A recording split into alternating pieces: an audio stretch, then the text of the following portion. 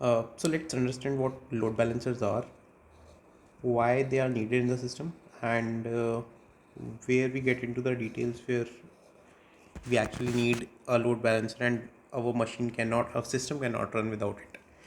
So suppose you have your browser and you have a request which goes through your browser, and what happens is the first it hits the DNS.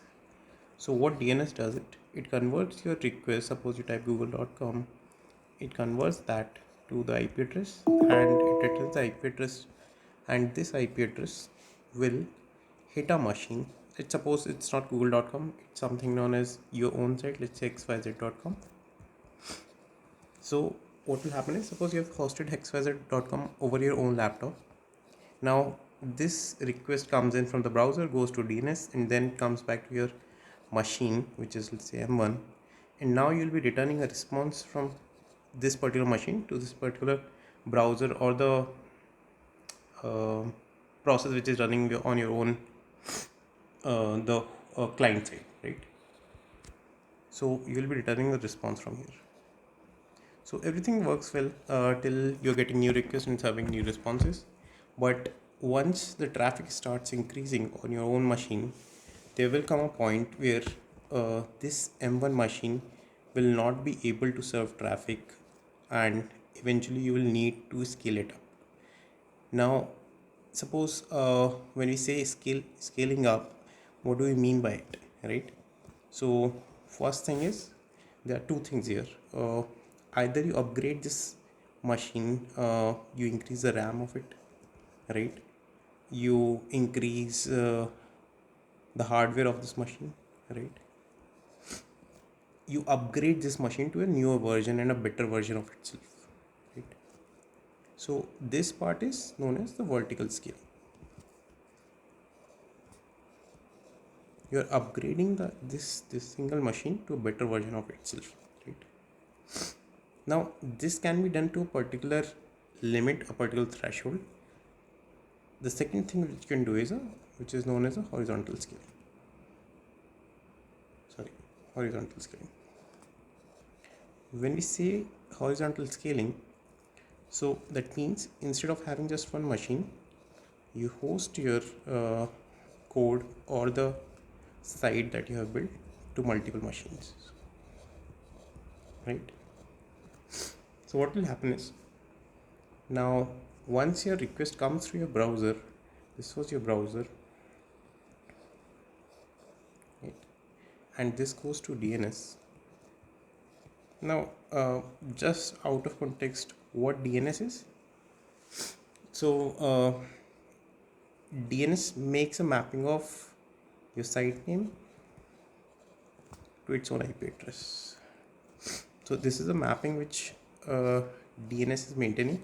So there are multiple sites. For example, GoDaddy, you can register your own site. Suppose your machine has suppose your machine M1. Let's get back where you have only one machine has IP. Let's say a hypothetical address of 20.30.40. Right now, you'll have to register this IP address with xyz.com on sites like GoDaddy, and you'll have this mapping for a time span of say 1 year, right?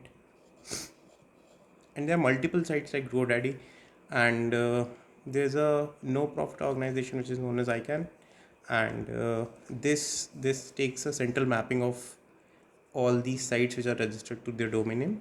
And sites like GoDaddy serves as a dump cache where they are the co-owners, not the co-owners, but they are individual clients to these sites, and this is a central mapping where everyone is registering there. So if someone has registered uh, xyz.com for their own IP address, no one else can register xyz.com with a separate IP address. So I can make a central mapping of that. Just to give you a context of what how DNS is working. So what DNS will do is DNS will store this mapping of xyz.com to 10.20.30.40, right? So anyone who hits on the browser as xyz.com will be redirected to this machine, right? So we looked at what vertical scaling was. We upgraded this machine vertical scaling. See, we upgraded this particular machine with RAM, with more much better hardware, much better version of this own machine, right? We had a single machine in place. This is vertical scaling. Okay, so instead of suppose before this was able to serve 100 requests, let's say per second, now this machine is able to handle 1000 requests per second, but there will be a threshold to this number, right? Let's say 1000 or 10,000 or whatever it is. You cannot push this machine beyond a certain limit, right? Now comes to the point of where we are looking at other ways to handle the increasing traffic that your machine is getting day by day. So what will happen is what we can do is something known as horizontal scaling.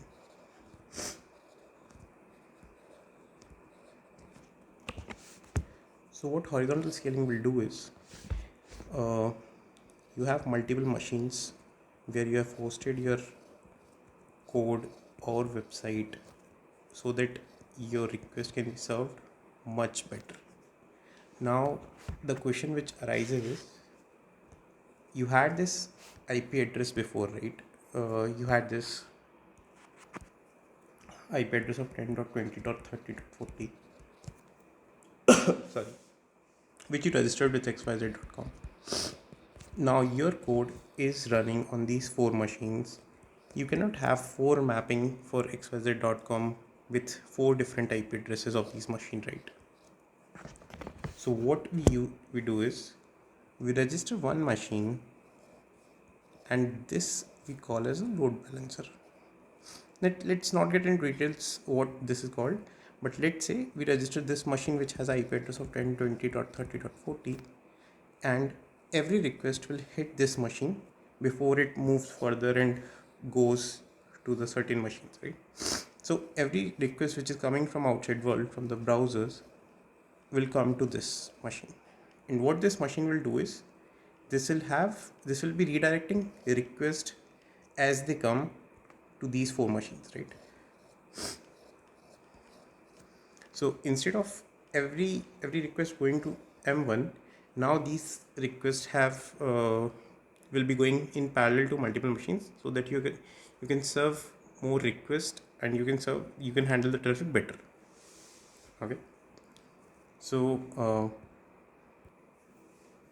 so what we are doing here is we are just distributing the requests which are coming in equally to the machines which are available for us. Suppose you have 4 machines, will be the load this machine. Let's not call it load balancers, or we'll get to the point why we are calling it a load balancer. But let's say the only task this machine has is to reroute the request according to the available machines that it has, right? Suppose what your machine was doing was, you have 2 variables a and b, and the machine was giving a output of a plus b. So all these machines are doing the same thing. It's just that you are redirecting these incoming requests and getting the response to the browser, back to the browser, and these machines will be sending the browsers directly at the request, right?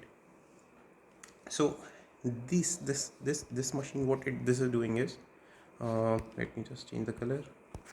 Okay, so only task this machine has what it can do is, it can keep a mapping of how many machines are available, and what can be done, like if M1 is available, let's route these requests to M1. If M2 is available, let's route these things. Okay, just give me. So we'll have to see a mechanism where this machine can check whether these M1, M2, M3 and M4 are available or not, right?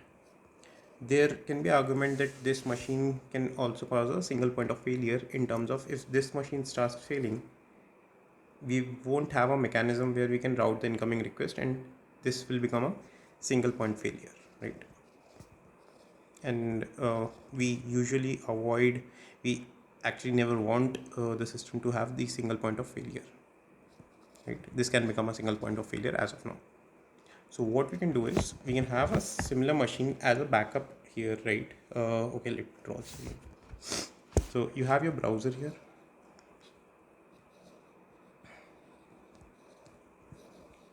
Browser will send the request. It will go to DNS. DNS will give the IP of this machine. So why we are calling this as a load balancer is this is distributing the incoming load equally to different machines, so that only one machine does not get the whole load and others are sitting idle, right? So this will be distributing into M1, M2, M3 and M4, right?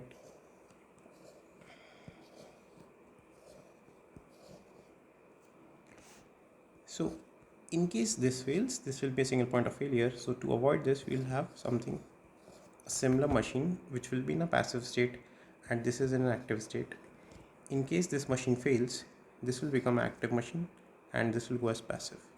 So this is something known as hot swap.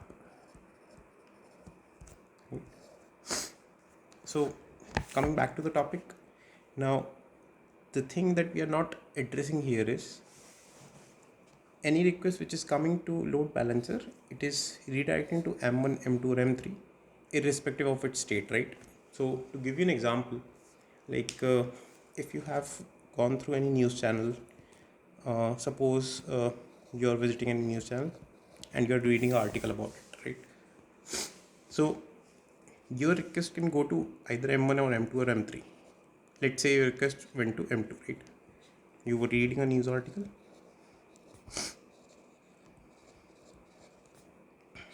Okay. And M2 was serving traffic for you, right? M2 was getting your request and it was having a response to you. Now, whenever you close this tab and again you visit the site, for this particular news article, it is okay to get your request to M4 and get the similar response, right? So why I'm saying this is there's no content which has to be addressed to this particular user in the same state where you left, right? So example of that is suppose you were writing any post and a post on Facebook, right?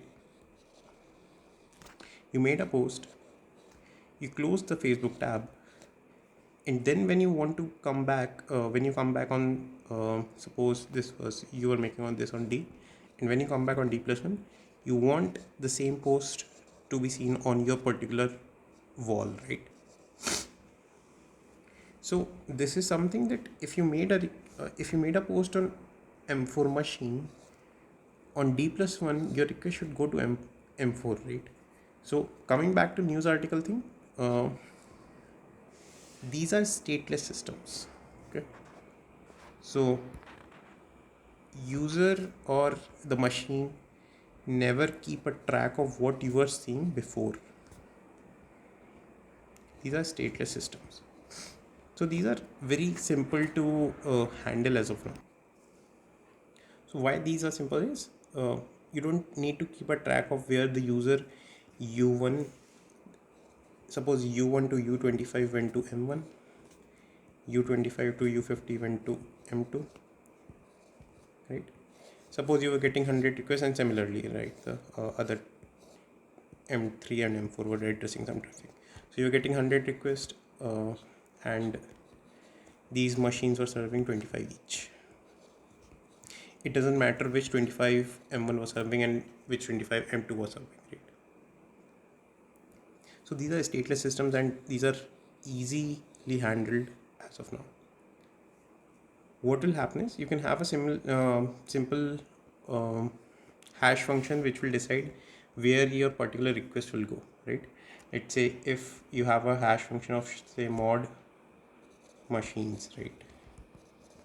So this will decide where a particular request is going, correct?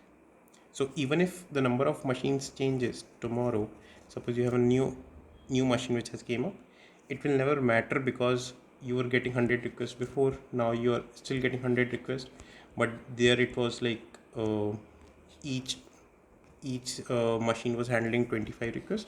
Now each machine will handle 20 requests, but there's no state that has to be maintained, so it becomes quite easy, right? even if a machine fails tomorrow, there's no issue. You can add another machine to it, and things go really simple and as planned, right? Where things becomes complex is you have your browser. You Why I'm repeating this is to just to get the context how these things work. So you get the DNS gives you the IP, you get to the load balancer, and now you enter the system where you have multiple machines, right?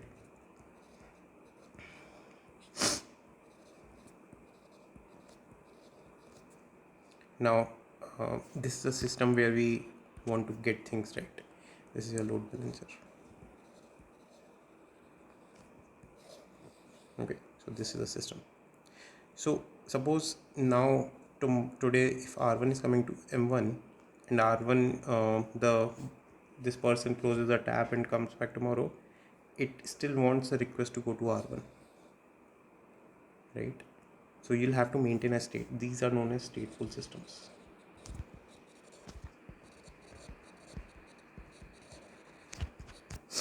Okay.